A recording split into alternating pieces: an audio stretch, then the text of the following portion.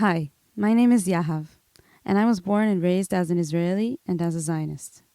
During the past few years, I've gone through the process of questioning the narrative I grew up with regarding this land we live in and the people living on it.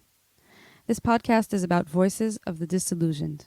Each episode is a one-on-one, heartfelt conversation with an activist who supports the Palestinian struggle, telling the story of the journey that led them to see through what they were taught. Each of these people have their own unique path that I believe anyone can learn from, whether you're a Palestinian or a Jew, living here or abroad, or just anyone who feels strongly about this subject. I hope you learn as much as I learned from them about how to build a better future for all people between the river and the sea. So for this episode, I want to introduce you to Odelia. Odelia is one of my biggest inspirations. She's currently getting her bachelor's degree in media studies, worked up until recently in the Negev Forum for Civil Equality, and teaches groups of teenagers about the political context we live in and how to understand systemic violence. I know every demonstration she joins will be filled with joy no matter what, since she has her own special way of doing everything in life with a smile. She is a free spirit, working relentlessly so that everyone else can be free as well. And with that, I hope you enjoy this episode.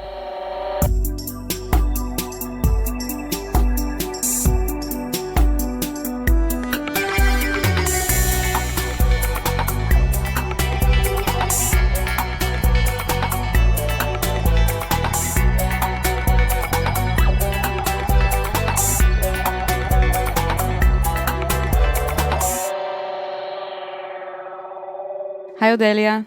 Hey, Av. How's How it are going? you? Good. So tell me a little bit about where we are right now. We are now in my parents' house in Armon Ha'Natziv, East Jerusalem. Right outside of my living room window is one of the largest villages in East Jerusalem, Palestinian villages. It's called Jebel Mukaber. And Armon Ha'Natziv is a relatively new neighborhood in the 80s, 70s, built on historical Palestinian land. This is where I grew up, where I was raised. If you can see in my backyard, there's basically a hedge. It's the border, the literal border between Jewish East Jerusalem and Palestinian East Jerusalem. How do you come to terms with the fact that you basically live in a settlement? When you say it's East Jerusalem and there's a hedge in my garden separating me and the Palestinians and it's a neighborhood in Jerusalem that was on Palestinian land, like when did you realize all of this? Or Actually, did you know this from the start? From the start, no. From the start, when I would hear the muazzin every day, several times, I would hear shepherds. From the mosque. From the mosque and the muazzin itself. The tower is right next to my bedroom window. Like it's really 10 meters away. So it was very much part of growing up. A shepherd would walk by my window every morning. We would see weddings, fireworks, and also sometimes protests. I had no idea That this is like weird. that there's something inherently wrong wrong about how much I have no idea about them. Like growing up, my mom would take me to this park that was exactly in the middle between Jebel Mukaber and Armon Ha'Natziv. And it was a park meant for Jewish and Palestinian kids to come and play together. It was a really lovely idea. We were always the only Jewish kids there. And we went like 3 times. It was really, I use the word segregation a lot to describe the situation in which I was brought up because it's really reminiscent of how my parents and grandparents experienced Black folk in the United States. Like I see how much separation there is, whether it's written on the wall, like blacks and whites only, or Arab and Jewish only. Like this neighborhood right next to me is accessible to Palestinians, and they do not have access to my neighborhood, which is right next to them. Or services, or even municipal services like garbage disposal. Like they burn their garbage right across the street from me. On an environmental level, we both pay the price, but they actually don't have access to these basic services that I do. And it's like literally 15 meters away. The moment I realized that this is so weird is when a friend of mine I'd met traveling, his name is Mohammed Ali. He's French Tunisian, came to visit me. Other than the fact that he was stopped in 3 months 10 times by the police in public, predominantly Jewish spaces, and searched, and it was not an easy experience for him. When he came to my home, we went to the garden. I said, look, this is Jebel Mukaber. I know 3 people from here, but I don't really have, any deep connections or like a good neighbor friendship. He just jumped over the hedge, went to the family across the street, Wow. and milked goats with their family and like sat and had dinner with them. He came a few hours later and he's like, they're the most beautiful family in the world. Wow. And then you Mom. realized, like, I've lived here my whole life and I haven't had that contact that he's Never. had in a few hours. Never. And they're Wow. lovely people. He described them to me one by one. He tried getting my mom to come and let's go, let's bring food, let's introduce each other. And my dad vetoed the situation, and then my mom felt uncomfortable. So it didn't move past that moment of, wow, he just made that switch in a second. Wow. And it was beautiful. So tell me a little bit about your parents, where they came from. Why are they living there? Like, what's the situation? Wow, my parents are fascinating people. They are. And have influenced me completely. Like, I guess I kind of grew up in a sort of polarized environment, because on one side, my mother was one of the first female reform cantors in the world. She was very much a part of Women of the Wall, which is a feminist group who want to pray at the Western Wall in Jerusalem. That's a different kind of segregation between men and women. That's a different kind of struggle. Exactly. Yeah. So she's also, I guess, what you would call a flower child, is very much into music and spirituality, and really has the kindest heart that I've ever seen. So very, very compassionate towards the human struggle in general. She was also raised by people who were part of the struggle for civil rights and for Black folk in the United States, and the kind of Jewish Black alliance. Yeah. My grandpa Leon. My dad is a very interesting guy. He was kind of in this journey towards being a businessman in Miami, Florida. He decided that life is too shallow for him. He wanted to do something crazy. He was in the Peace Corps in Colombia for 2 years. And then he made Aliyah to Israel. First, he was a shepherd for 8 years in a kibbutz. Wow. He joined the military at the age of 29. He was in the first Lebanese war. And afterwards, he became a tour guide for mostly Christian tourists, mostly evangelist tourists, and I guess very people who support Israel very much from all over the world, who come for tourist purposes, Jews and Christians mostly. And over time, he has become more and more religious Zionist.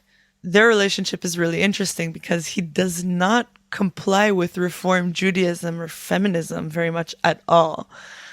On the other hand, I think that he has given me the gift of knowing how to respect, but also resist rhetorics that are xenophobic, racist, chauvinist, or just different than my own. That's so interesting, because when I put myself in the shoes of people who are listening, I'm asking myself, how did those two things go together? How the hell does someone who shows around evangelic Christians who are huge supporters of Israel and of Zionism, and also raise his child to resist xenophobia and racism and all that? He did not raise me to resist these things at all. He raised me on the very principles of Zionism. On my way to school every morning, he would stop at the Tayelet in East Jerusalem with the view to the old city and say the Shema, say a Jewish prayer, and say, look at this. This is the most beautiful view in the world. Thank God you are here. And this is ours. One day, Simba, all this will be yours. Exactly. His 3 rules for me, if I break one of these 3 rules, he will have a funeral for me. He's been telling me this since I've been 16 years old. Oh, wow. A, if you get tattoos, I have several for those listening. B, if you are with a woman. I've done that several times. Wow. And the third is if I'm with someone not Jewish, which is my last relationship and a half. Wait. So you've broken all these laws. I've broken all the laws. And the funeral has not happened It's yet. like a prophecy, like a self-fulfilling prophecy that I'm Definitely. like. And I used to always ask him the funny thing that I would do to kind of break his adamance about like these specific rules is ask him like funny, humorous questions because I deal with my dad with humor and our relationship is really good and funny because of this, I believe. One of them was like, what if I marry a Jewish female rabbi? No, it's not even funny. What if I marry a Christian whose last name is Maserati? And he's like, nah, it's not even funny. And then I asked him once, the only question that had him thinking was, what if I marry two Jewish men? Oh, okay. And he thought twice. Like he actually thought twice. Like that seemed the most reasonable of my questions.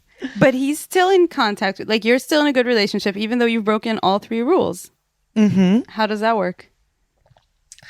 I think what's beautiful about, I guess, dads in general that I've heard of is how they become more soft with time.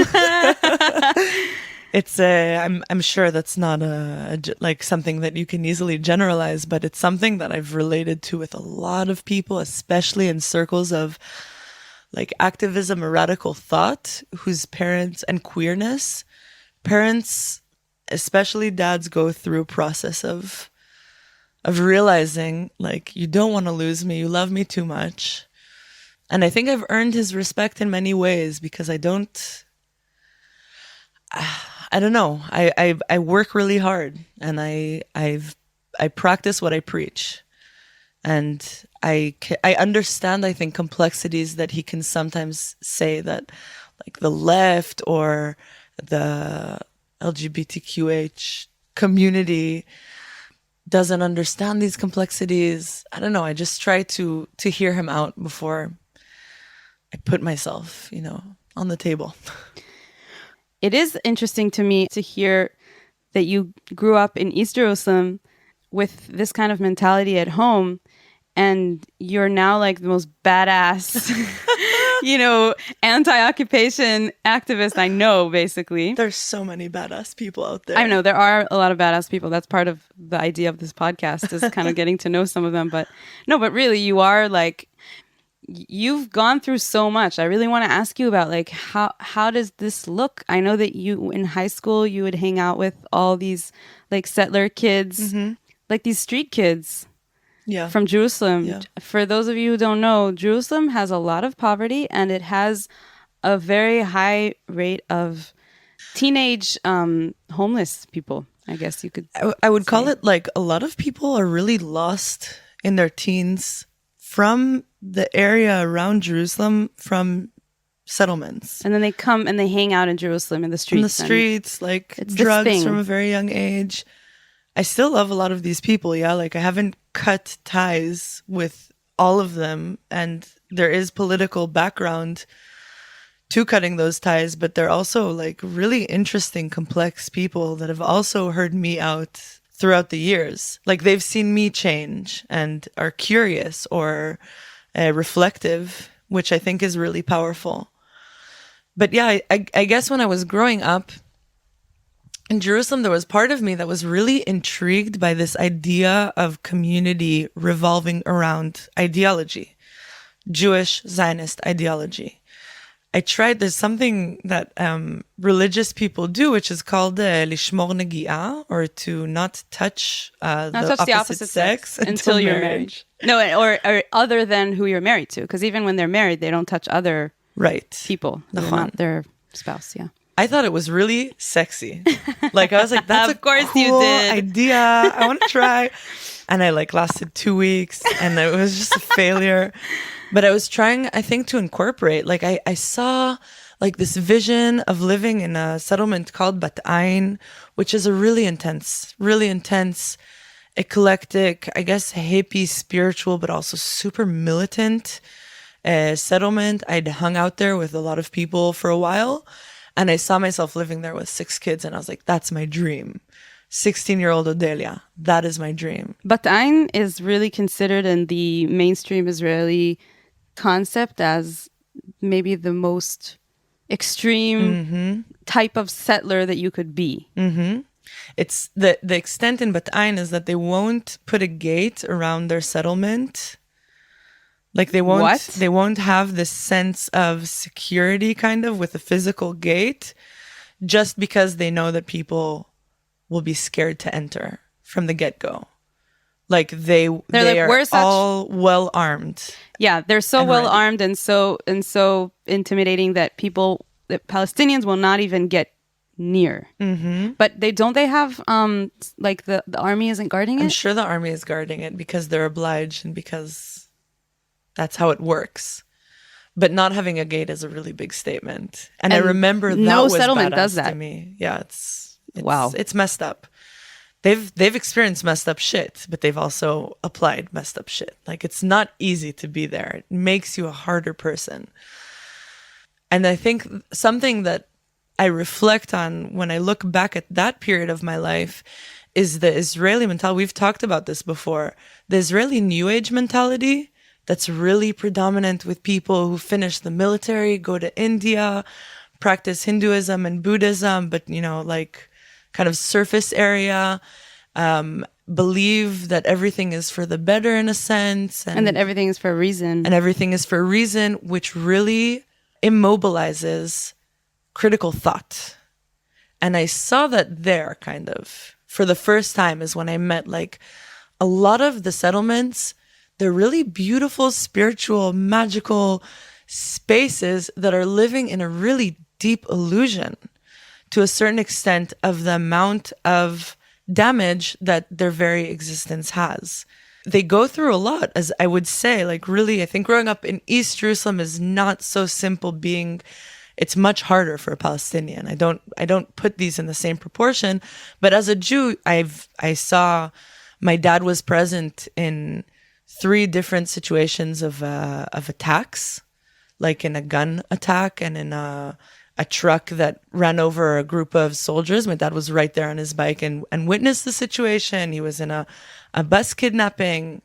It wasn't simple to have the knowledge that this is possible at any given moment.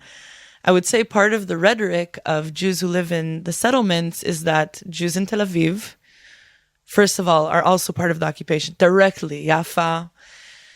It's one of the saddest stories I've ever heard, what happened with Yafo and Tel Aviv. But furthermore, they live in this constant fear that I think for them justifies the position of continuously controlling another people because it's the only way. It's kind of like turning it into the chicken and the egg, where Palestinians and anyone supportive of the Palestinian struggle would say it's not chicken and the egg. There's an obvious chicken and there's an obvious, you could call it like in a very, very simplistic way, like who started this, right? But if you were born in Bat'ain and that's where you grow up in this spiritual, magical space that you know of, and that is your reality, you really don't know anything else other than I am constantly under attack. Right.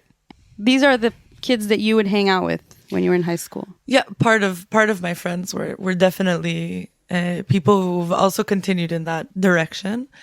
I know that something that kind of hits, I think, a lot of like pro-Palestinian Jewish activists at some point is the very fundamental realization that you've been lied to.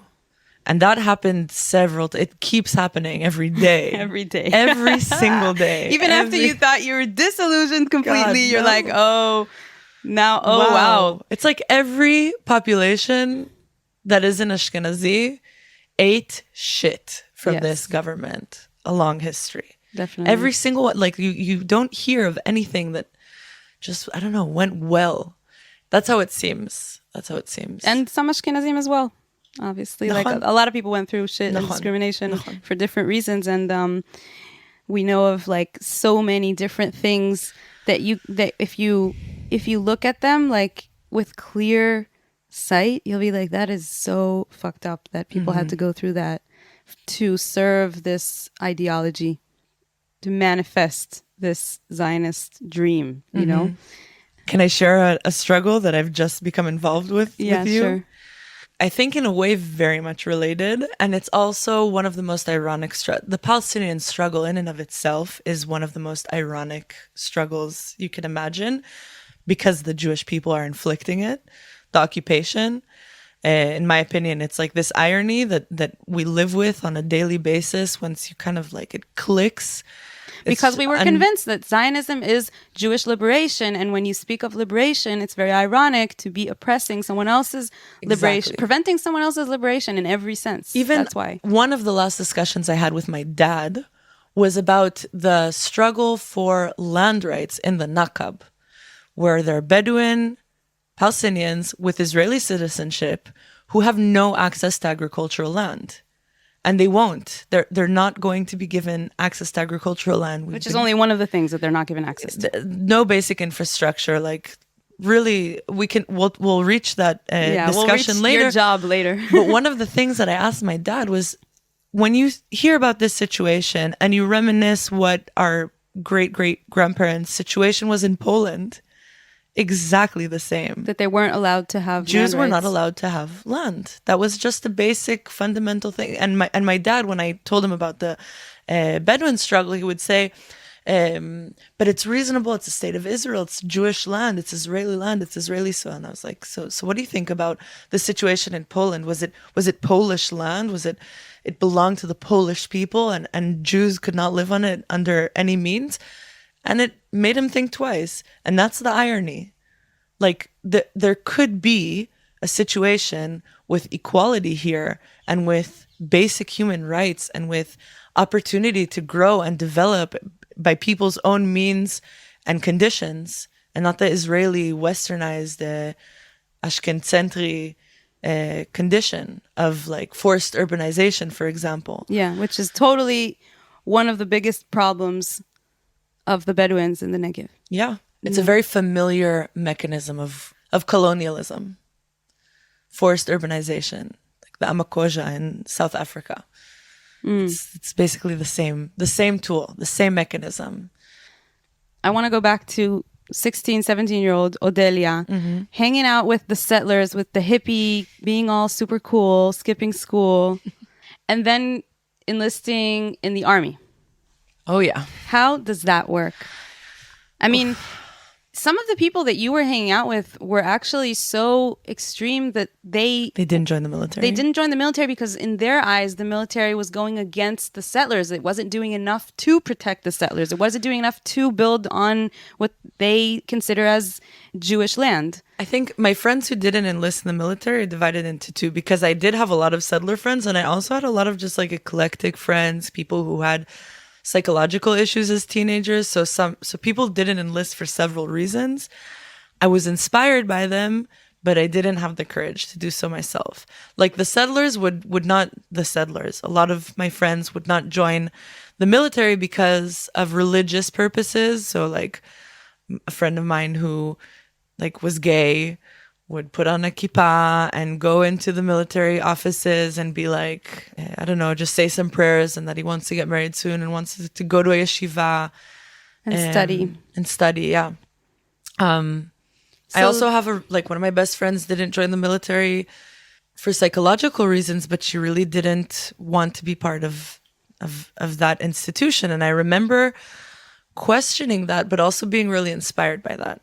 So growing up in my high school, growing up in my family, after high school, going to a pre-army gap year that's funded by the Ministry of Defense, whose one of their main goals is to encourage people to join the military and become officers and stay in the military. It's was like they call it like of. Creating the next generation of leaders. Yeah. Yeah.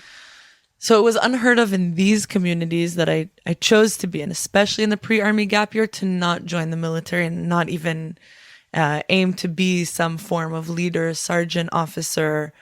So be it. I was in this pre-army gap year. It was very socialist motivated.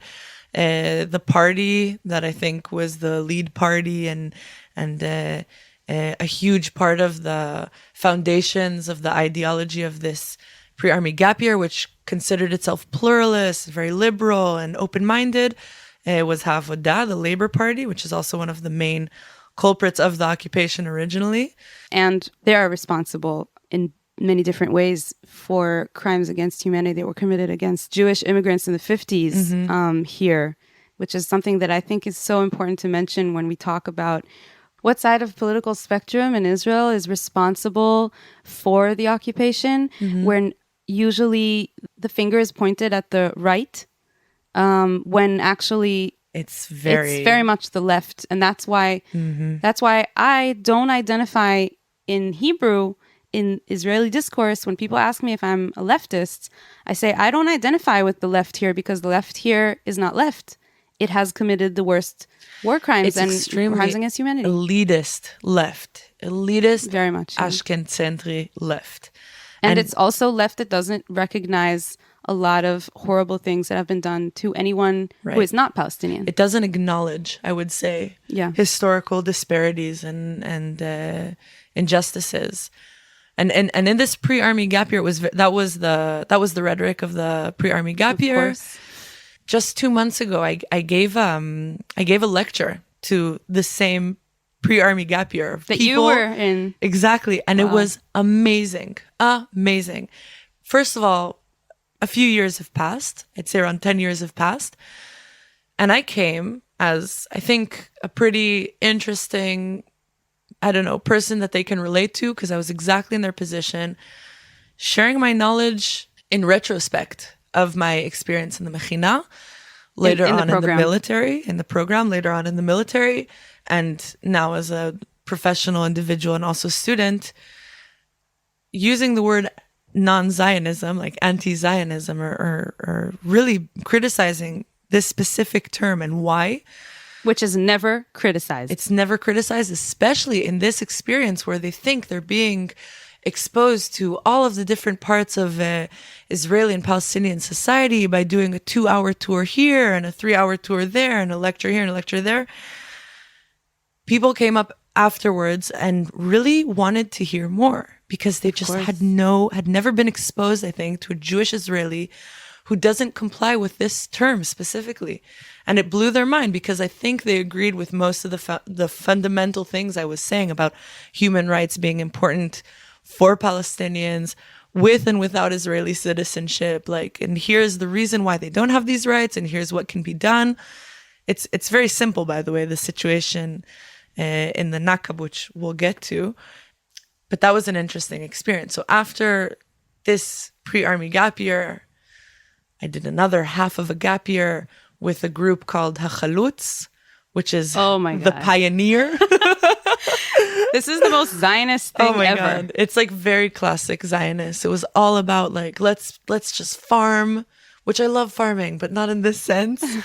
And be the first and create new settlements that are open-minded and are better than the right, elitist to the extent that they're better than those settlements. My settlement is better than your settlement because we're more, moral. Or my settlement brings all the Jews to the yard. That is so just cringe. I just cringe. Yeah, it's pretty cringy. Hearing that. That was a cringy you remake. Sorry, Kellis. Such a far way. You have come such a long way. Yeah. But the interesting thing that happened right in between that experience and the military, I was kicked out for smoking weed on a roof. I was like, oh God, come on. This is so annoying. This is so annoying. Everyone is smoking weed. I was kicked out. Okay, what do I do with myself? I went and lived on a permaculture farm, and I met several people who are not joining the military, living in a self-sustainable, magical place where I guess spirit, politics, and critical thought were aligned for the first time in my life. Wow. I saw... That's rare here. Wow. Brilliant young minds, 18, 19-year-olds who are fuck the army. I don't want to do that. I want to learn how to grow my own food. I want to start this project. I want to do art. I want to do research. I want to be an academic. Just people who are brilliant, young, and critical. And so in these and also 2 connected to months, spirituality and to Judaism, mamash, which is very rare here because they have convinced us and they have structured society in a way that there are these dichotomies that if you say fuck the army and, you know, I'm not serving that system and I'm not going to take part in that, usually historically, and this is again the elitist left that I don't and you don't, you know, feel that we're part of, usually saying that goes together hand in hand with and fuck religion. And or, you know, fuck Judaism. And that is another thing. That's, I think, one of the main reasons why I feel like I am not part of that and I don't want to be part of that ever, because I cherish my Jewish heritage and I'm a spiritual person and I connect to what Judaism has given me in the spiritual sense. And putting those two things, screw the army and screw Judaism, I don't understand how that goes together. I used to, obviously, because that's what they teach us.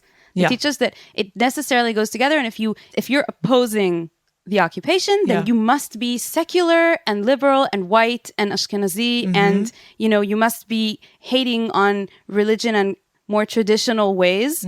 And that's not how it has to be. This is a good time to shout out to the fellow Jews against occupation. You in the don't UK, have to in support the US, in the EU, and you don't have to South... support Zionism to be a good Jew. Wow, not at I'm all. So inspired by Jews all over the world who are like. It's hard on one hand because I've met a lot of progressive Jews. It's even harder for them than it is for us. Oh, for sure. They have to deal with a lot of anti-Semitism, for example, that we are unfamiliar with in Israel to the extent that people experience in other countries. Definitely. And I also feel like they've been told, just like us here, they've been told, but in a different way, that, you know, if you don't support Israel and you don't support Zionism, then where is your Jewish belief? And that is a lie. This beautiful movement of reclamation that I follow and I watch, and it gives me so much joy and power. Me too, yeah. Just to see like Jews who are practicing the very fundamental ideas that I believe Judaism is about. Although I think I can't claim that Judaism is about one thing or another, but the parts and the pieces that I've adopted for myself have to do with humanism, equality. Ki ger hayta be'eretz Mitzrayim, you were once a slave in Egypt. You were once a foreign person in a foreign land. And that very fundamental piece of empathy, I think, is like the most powerful thing for me in Judaism. Questioning and questioning and questioning. And I see this movement all over the world because I think also, we can agree that one of the things that needs to happen for Palestinian people to be liberated is international support and recognition. Of course. Like it's impossible to do it single-handedly with Israeli Jewish people because I just think it's going to be very difficult and it's going to take too long. Oh yeah, and we're up against very, very powerful force. I won't even go there. That's just like a whole conversation that we don't even want to have, because I want to hear about how 18-year-old you handled, you know, a lot of the things that today are very clear to you, but then used to be these questions that have just started sprouting. 18-year-old me, I would say, was very much trying to comply with the people around me. Like, I think I was special in my own way, but I was also really scared to question things and to go like all the way. Yeah. So you met these 18, 19-year-old amazing people in this farm. I think in these 2 months, I started learning. Like, really just like being a caterpillar. Like, I have to eat as much information around me. Then I'm going to go into the hibernation stage. Yeah, where I just have to go through this process, and this digest information, and then I'll be a butterfly. What ended up happening... I really, really relate to that metaphor. You relate? The very hungry caterpillar. Yeah, I think being around people who were cool to me, like very basic, like 18-year-old thoughts, like this dude is really cool. And he also won't join the military, and he also uses the word Palestine, and he also says A, B, and C. The second he just showed me that this is possible, I think I made the switch kind of automatically. by the time it was my time to join the military, I wasn't able to get out on time based on pacifism or psychological. You were already like in the system. I was in for the a long system. time. Yeah. They knew what job I would have. I was a sergeant in the education unit, and I was teaching, you're going to laugh, a course called Zionism. 60 hours. Among them, 5 were on the Holocaust, yeah. Like 60 hours a week? Or no, 60 hours? over 2 months. Over 2 months. Yeah. And who were the students? Very good question, Yahav Erez. The students, so the course that I was teaching was part of a unit called Nativ, which was a unit that would give soldiers who are not Jewish enough to get married in Israel, but Jewish enough to make aliyah. Like they're not Meaning- technically Jews according to the rabbinical, Exactly. Like their dad or one of their grandparents is Jewish, so they can make aliyah to Israel. They're encouraged to and join the military and even die for the country. But if they want to get married or in the past be buried next to their friends in a Jewish cemetery, they weren't able to.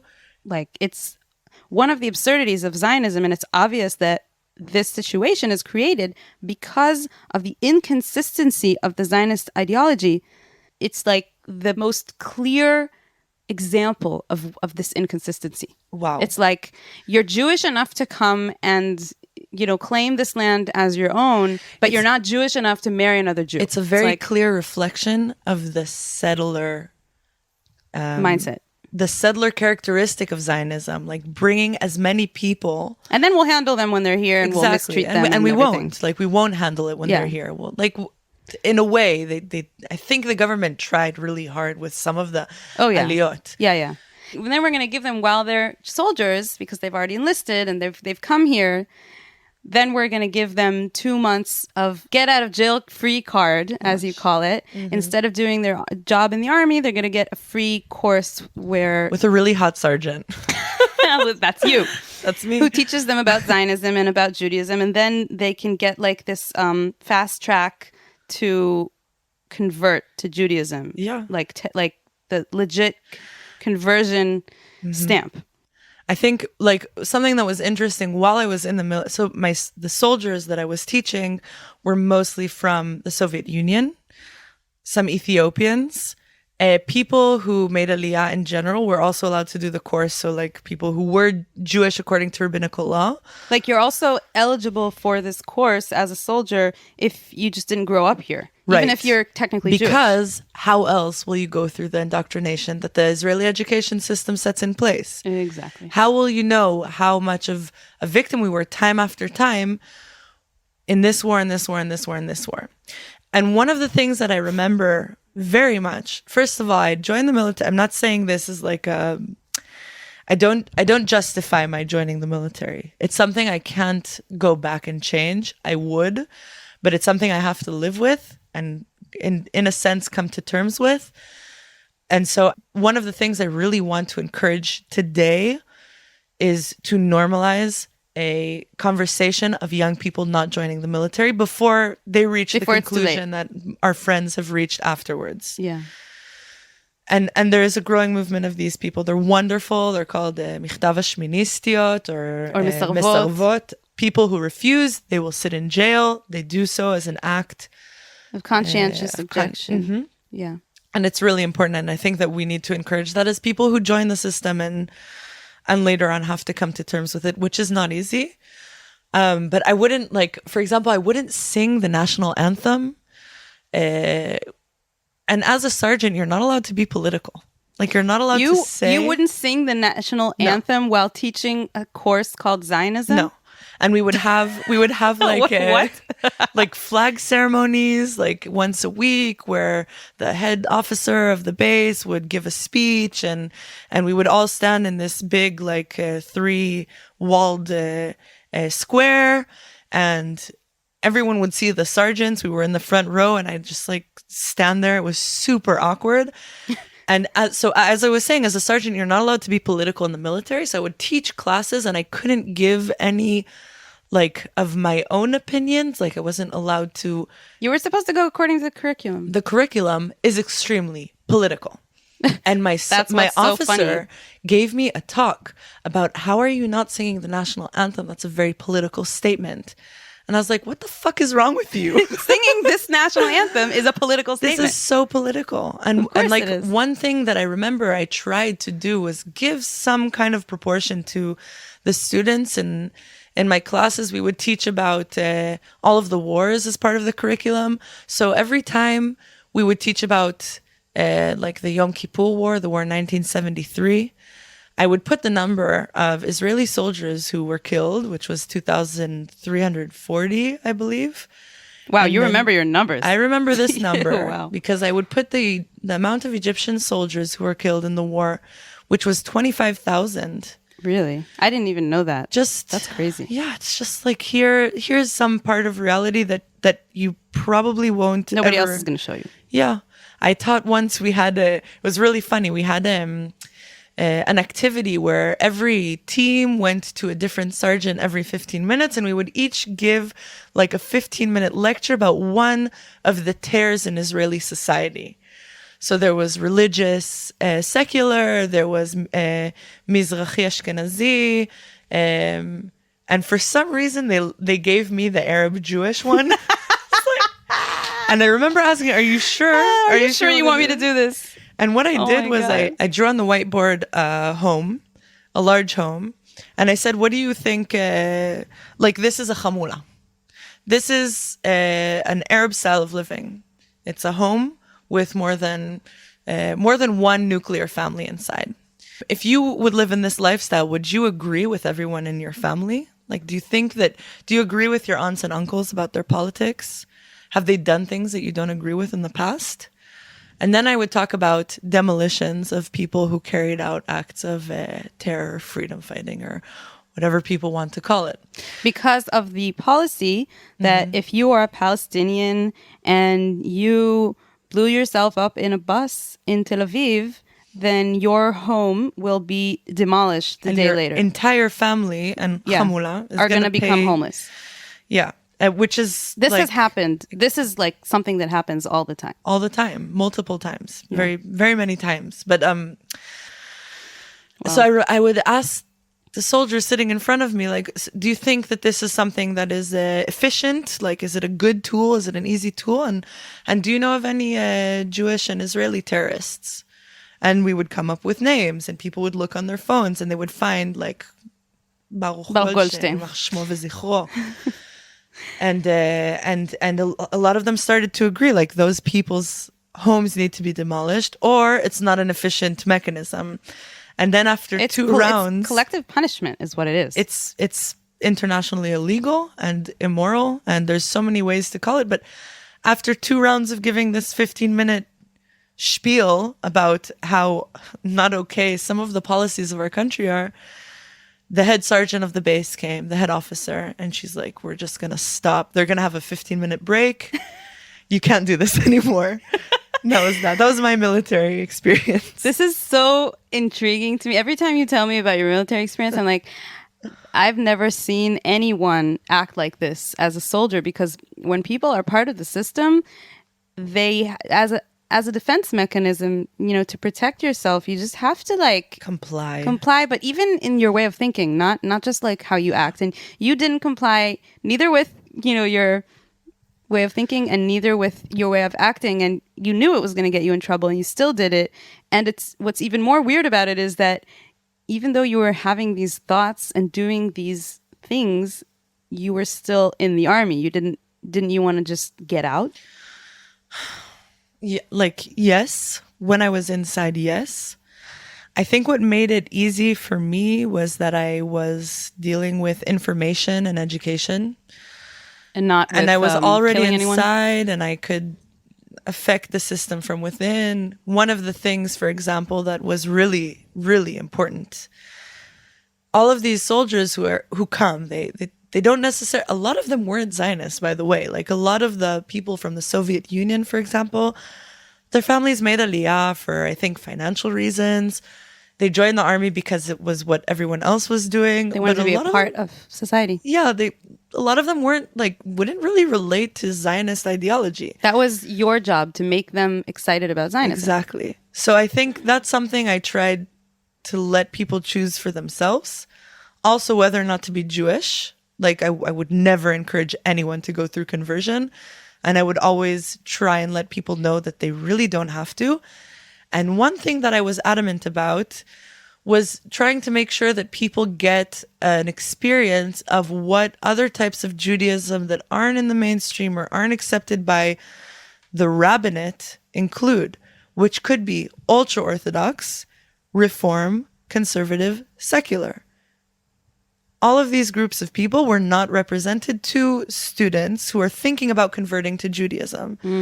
So we did like a panel with different representatives of different streams of Judaism behind the back of one of the main organizers of the course.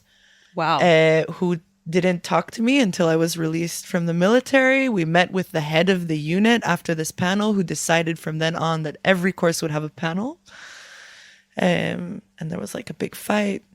I don't know. That's just something like that, I guess, was fulfilling for me in a sense of being within the system and changing it from within. Although I don't think that that's ideal for this system specifically. Like it's just ridiculous, you know. I think it's 18, 19, 20-year-old you trying to justify to yourself like why you're in this situation that you basically can't really get out of. Yeah. It's like a psychological mechanism. Yeah. But it's also, to those of you who haven't been in the Israeli military, most of the people who are listening probably, this is a real troublemaker. Like I don't know how much like people that are listening understand how much this is not, these things are not done in the military. Like you don't do them. Either you're not part of the system or you comply. Like you don't act like this. I think what's interesting about like being in the military, and it's very similar to the use of the word Zionism. The implication, the consequences of the body I was in and this word that I used are so extreme for Palestinians that today I couldn't, like, I see soldiers who are exactly in the position that I was in and I judge the shit out of them. Like I see them and I'm like, wow, bemet, these people are the worst parts of society. They don't know how to think critically and they should have made a different choice and all these things. And like, I have to humble myself sometimes. Definitely. That is part of the biggest disillusion of the consequences that Palestinians had to face for things that we think are so normalized, naive, even. Yeah, things that are very normalized in Israeli society, like naive, like sweet. Like Zionism, it seems sweet to us, like a sweet concept and like a beautiful, victorious concept. And then you meet one Palestinian, and you see them, and you talk eye to eye. Like, what does this mean to you? And there, it's just shattered. What happened next that kind of led you to being an activist and being more awake to these things? I would say there's one specific moment in my life where it became from, I don't agree with my country's policies and I'll go to a few protests and I'll vote for the most leftist party you can find. For the most leftist party I can find. And that will be my sense of self, and I'll just go on with my life while I have this in mind. The moment where it became this moving power was I traveled in Europe for around 8 months and experienced like crazy abundance and like I guess the most progressive spaces I'd been in, and anarchist communes and active folk and parties and drugs and sex and like just stuff that, like, I don't know, every person in their early 20s really wants to experience in abundance. And then I thought to myself, listen, Europe seems to me like this utopia. I just read the book Candide by Voltaire, and there's a place called El Dorado in his book where it's just like the absolute best of all worlds. But he, for some reason, can't stay anymore. He has to leave and figure out what's going on. Like, what's next? And I started researching, like, what is Europe dealing with now? Because I'm kind of sick of what's happening back home. And I heard about Lesbos in Greece, which is an island. Back then, there were 3 refugee camps and tens of thousands of asylum seekers who had reached through Turkey to the island to reach the European Union. And so I decided to go. I organized a group of friends I'd met traveling from all over the world and volunteer with the refugee community and just learn about what was happening. Also an experience that was very interesting in the activism, NGO complex or the superiority complex. Oh, yeah. What do I have to give? And White saviors. Exactly. Like it taught me a lot about white saviorism. I was working one day in this like clothing distribution center, and this guy named Mustafa joined, and we were kind of like people would come in with families and choose pieces of clothing and take them back to the camp. We started to talk in very minimal Arabic, and then he asked me I asked him where he's from, and he said he's from Gaza. And he asked me where I was from, and I said Jerusalem. And he asked me if I was in the military, and I told him, yeah, I was. And then he said, "It's okay, ya ukhti," and gave me a hug. Wow. That makes me want to cry. I'm tearing right now just because I would never expect. My heart dropped, and from I think that moment, not because he forgave me or whatever, it was just meeting him. He was such a lovely person, and realizing that I came to this island in Greece to help, or to try and help and learn from a community of international folk who are fleeing their current situation. It's mostly Syrians. Iraqis, Afghanis, Cameroonians, Congolese. There are a lot of places right now that need just really difficult places. And a lot of my drive came from Holocaust education and relation and empathy. Like, no one deserves this ever. No child deserves to suffocate, period. And realizing that this person who lives 2 hours from my home went through the same disturbing, grotesque journey to reach this very point he's in now shattered me. There are refugees across my lawn. They're stateless people with very little to lose, really close to me. And then I came back and I decided that as long as I'm physically here, which is something I also don't always come to terms with, living in this country as a Jew, I feel like it's important. There's part of me that justifies this because I am active, or because I care, because I have a lot of bandwidth with Jewish Israelis, and I feel like I am a point of influence. I have that confidence that I can change some things here. On the other hand, I don't feel like I have the right. So as long as I am here, that's something that's just, I can't not. You can't be a bystander. No. How old were you at this moment in Greece? I was 23 or 24. Took a while, and it took a lot of traveling to reach a point where I meet someone Palestinian, even though it's so close. Like, meeting a Palestinian and having a heart-to-heart conversation was impossible when you were living across the street from them. Exactly. That was the moment everything shattered, and I had to rebuild. How do the students that go to school with you react to your activity? Because, I was in your position 7 years ago. I have to hear about that, by the way. Well, I was not as aware as I am today, and definitely not as vocal as you. You're wise beyond your years, honey. Yeah, fashionly. I'm pretty old. No. When I was your age, I was not that aware, and I was like lefty, whatever, but it was not close to what you're describing right now. I didn't go to these protests when I was a student, but I remember, the kind of students that went to school with me, and I'm just assuming how they would react if I was me today or you today. There's two things I want to say about this. One, I've paid my dues to this world for giving too many fucks about what people think about me. Yes, please. Voila. Thank you Sister. Joining the military, even basic, like very basic, like I never, until recently, I never dressed the way I wanted to dress. I just cared too much. Like it's very basic stuff. Like life is too short to care about what my co-students will say behind my back. And they say a lot. And I have correspondence from my grade, like from my student year, who are telling me like what people are saying. And it's really interesting.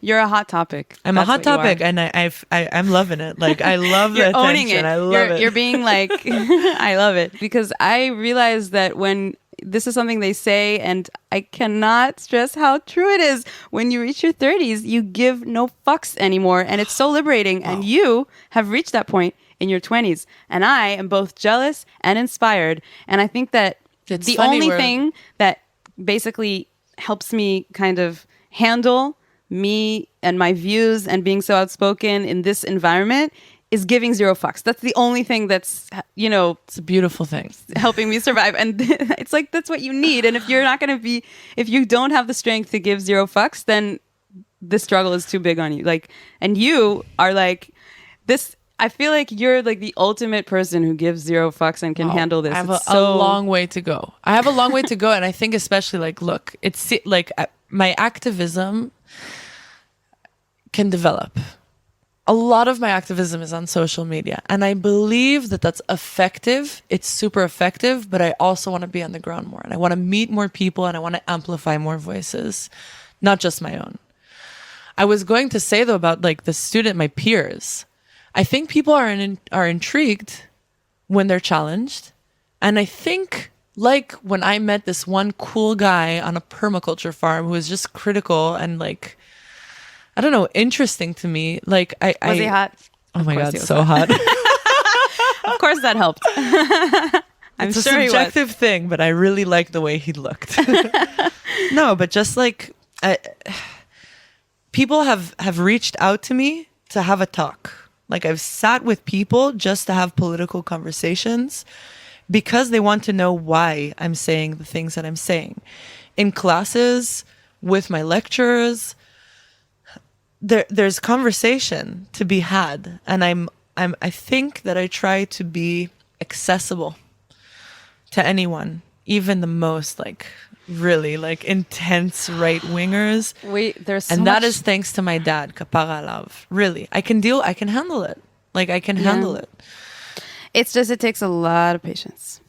Patience, but also, look, I think something really interesting that I've learned from Palestinians is that just hating when someone is left wing in their facade or pro-Palestinian in their facade, but won't touch upon their racism or their prejudice or their bias in a straightforward way.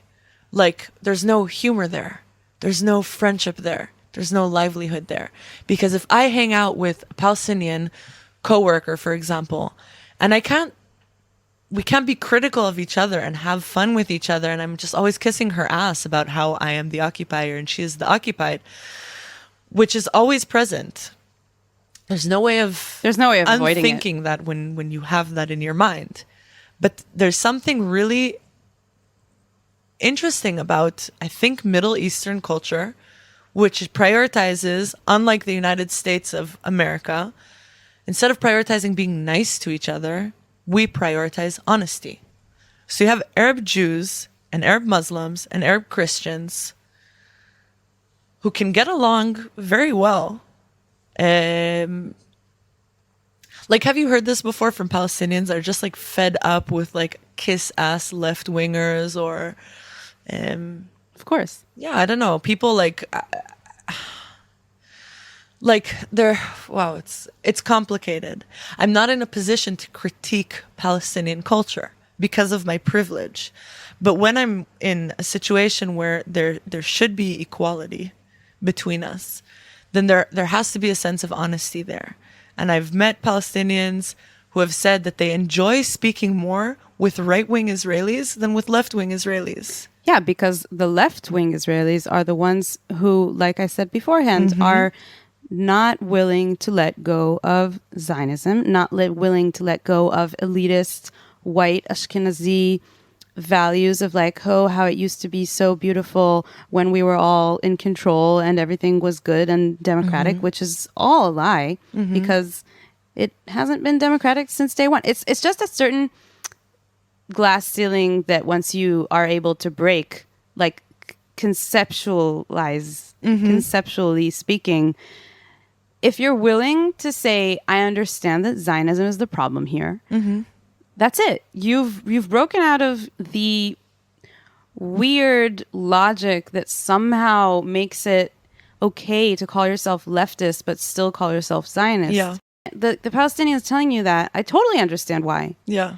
That's why the left is non-existent here, because even the Palestinians don't comply with that, obviously, understandably so. Like, I would do the same if I were in their position. Like, I would be pissed off by, Ashkenazi leftists, saying that they're all against occupation, but then being Zionist as well, obviously. Like, or even just like continuing with the separate, like Tel Aviv is like it's in its own country, and people can vote Meretz or just left all they want, but will they go and gentrify Yafo?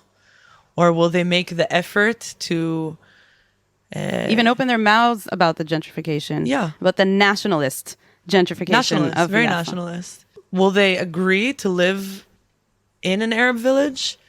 And if not, that's also okay. Like, that's the thing I think we need to also recognize.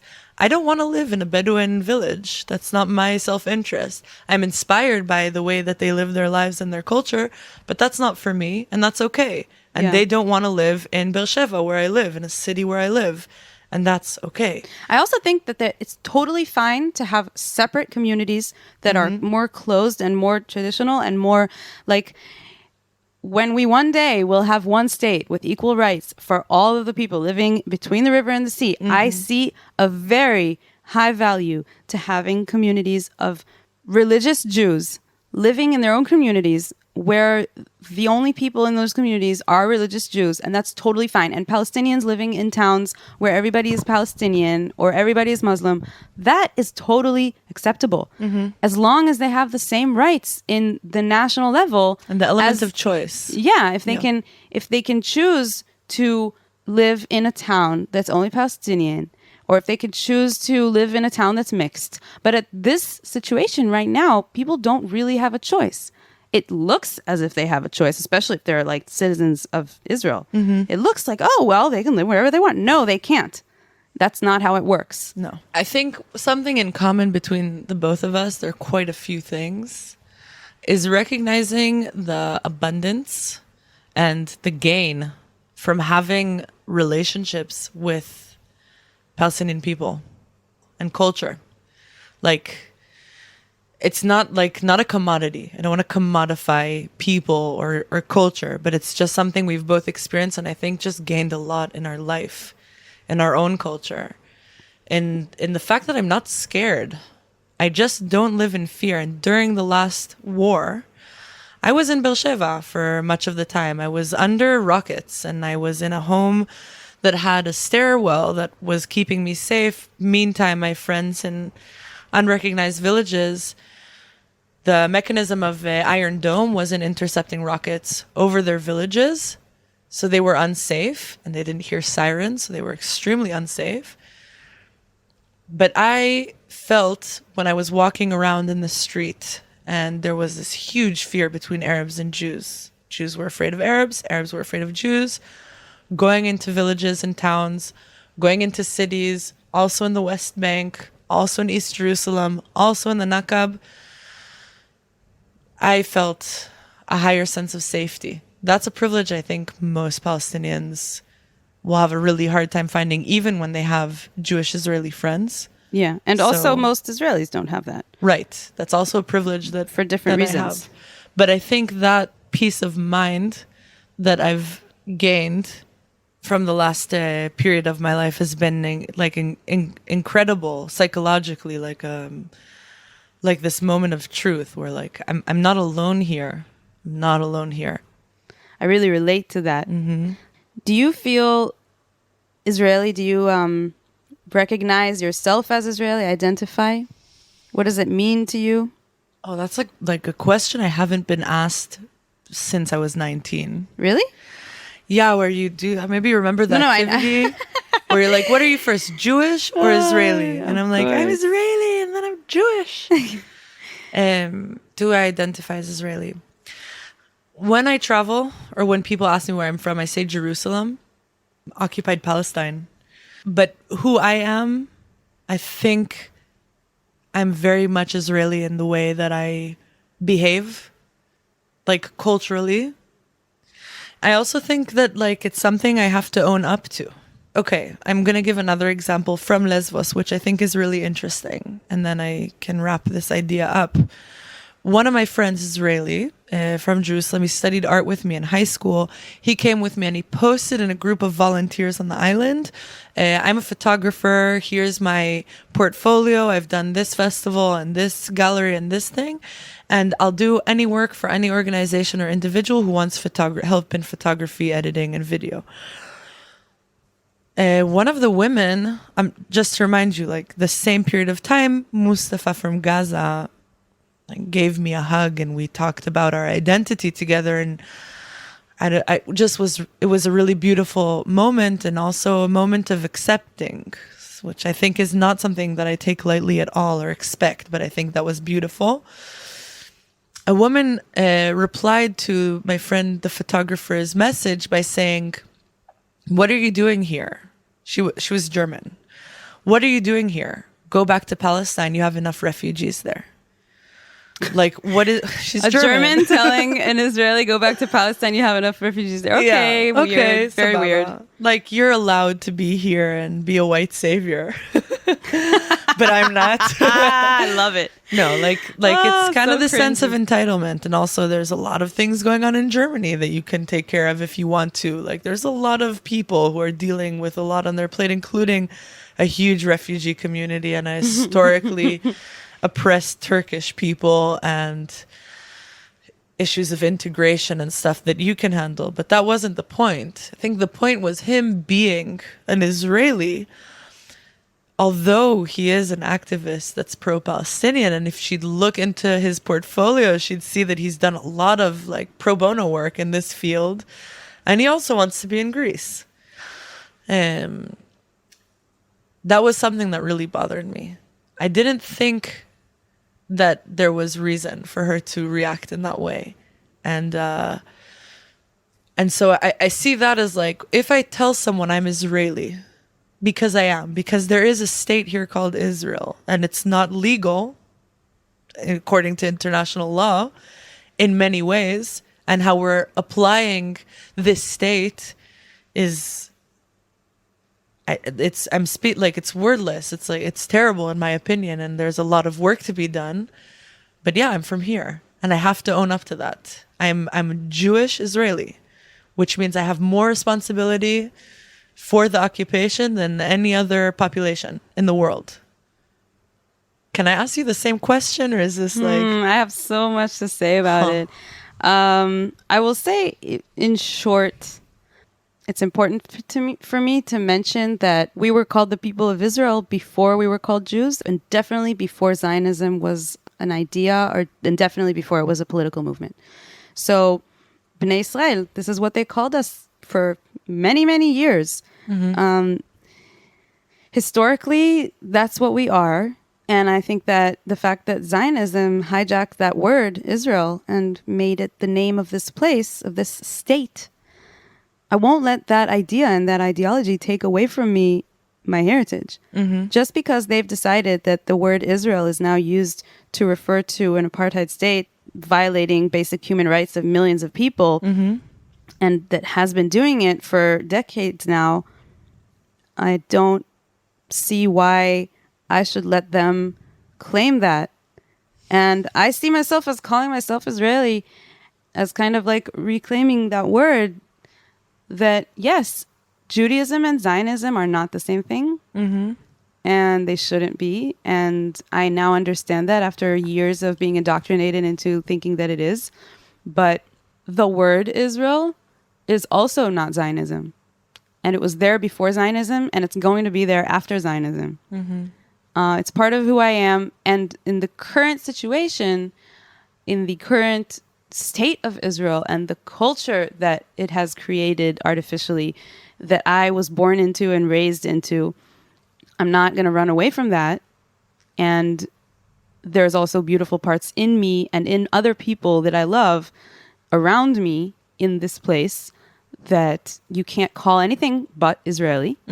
And yeah, it's complicated, but I still, it's not like people say, like, oh, you hate Israelis, you hate soldiers, you hate Israel. And I'm like, I have no hatred for Israel.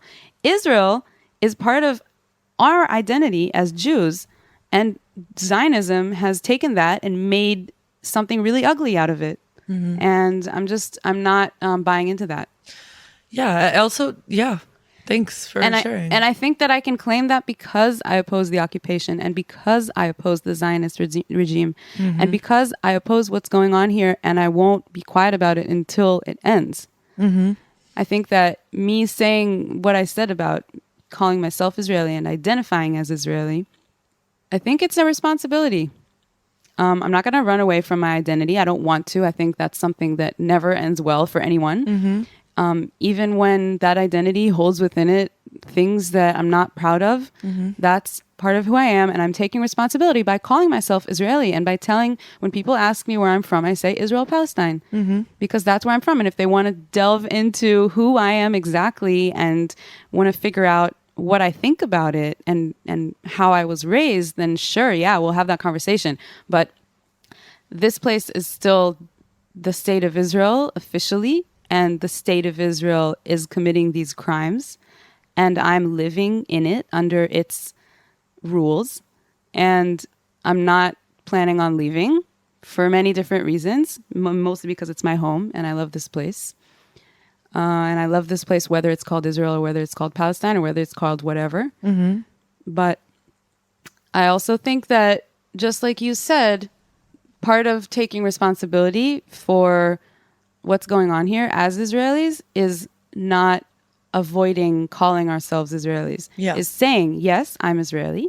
Yes, that includes a lot of things that we need to talk about and we need to oppose. And still, that's who I am.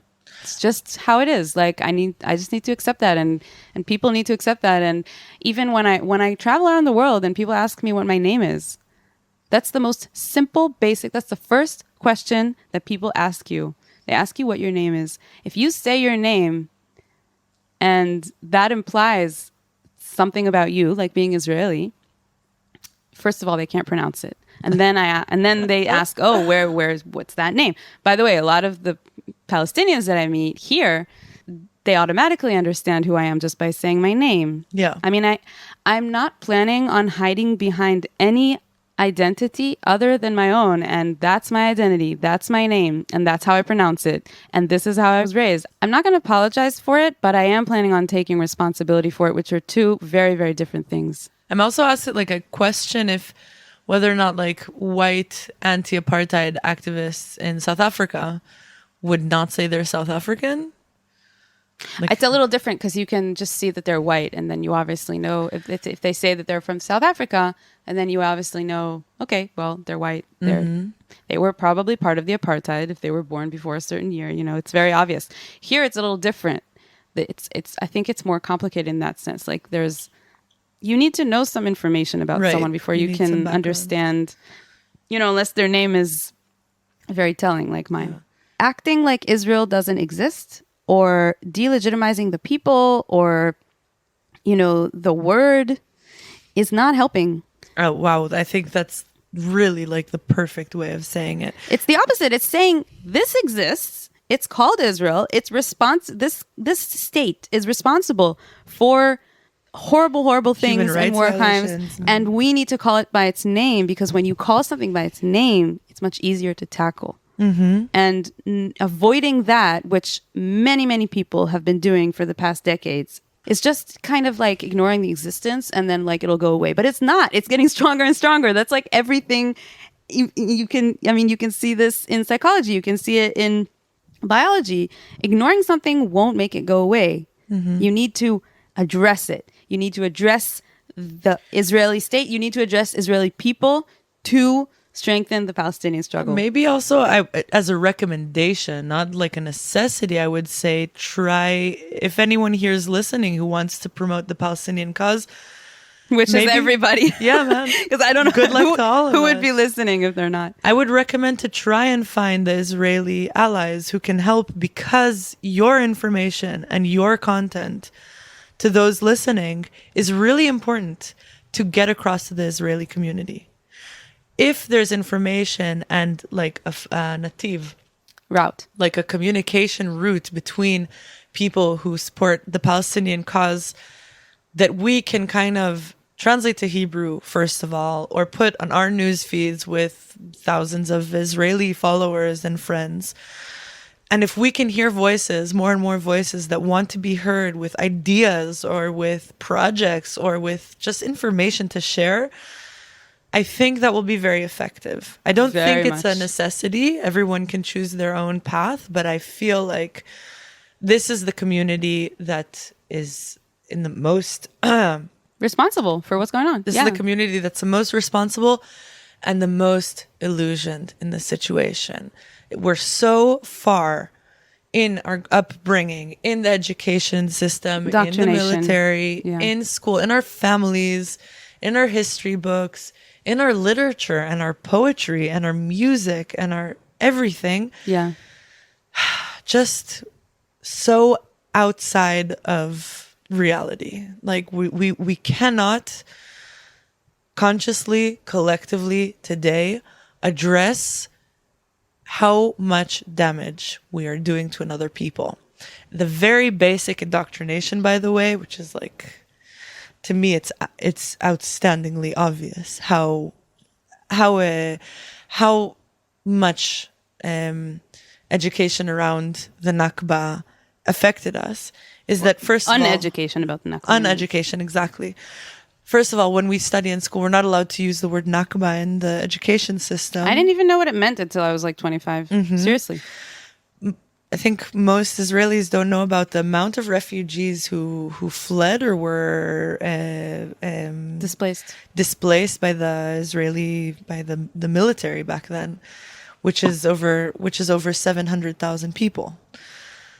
We have never ever learned to empathize with one of these souls, as if 700,000 people threatened the existence of Jewish people in safety.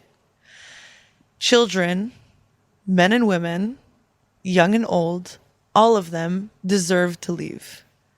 700,000 people is a lot of people. That is a huge amount of refugees and displaced people. And I never, ever had any kind of question or thought that led to empathy towards these specific people, let alone Palestinians dealing with the Naqba in the West Bank, in Palestine, the ongoing Israel today. Naqba. Yeah. Exactly. 700,000 people that no one has ever thought about where are they now, what did they go through, and why. And how similar is this to Jewish people? And what their lives look like.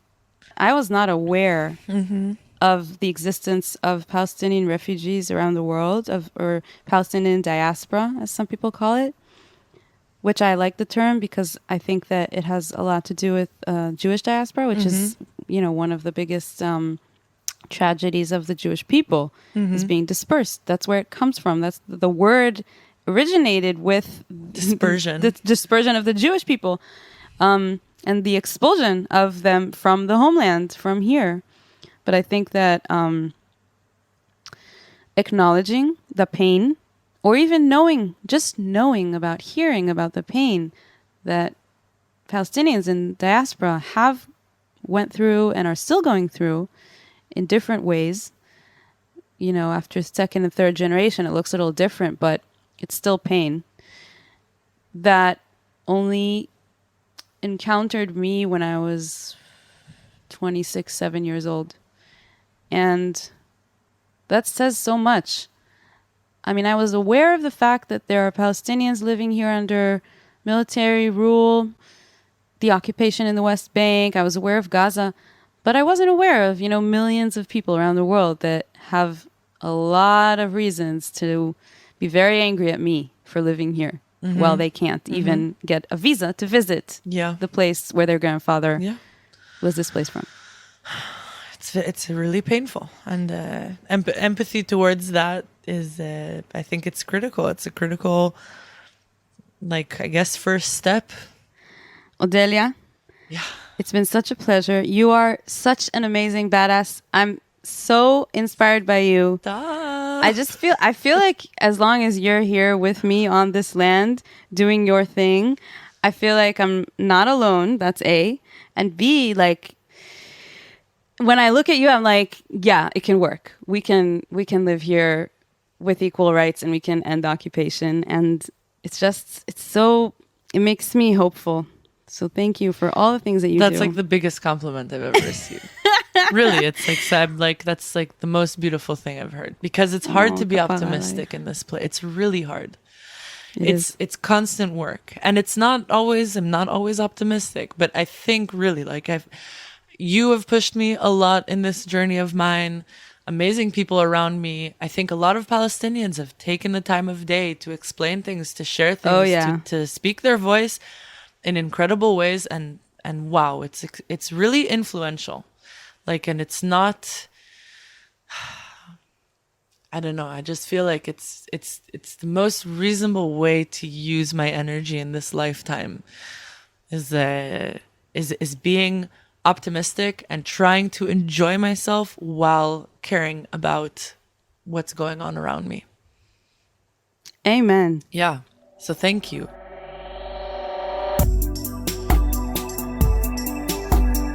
And that's the end of this episode.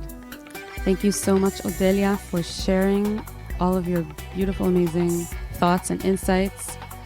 Thank you, Ro'i Geva, for the music that he composed for this podcast.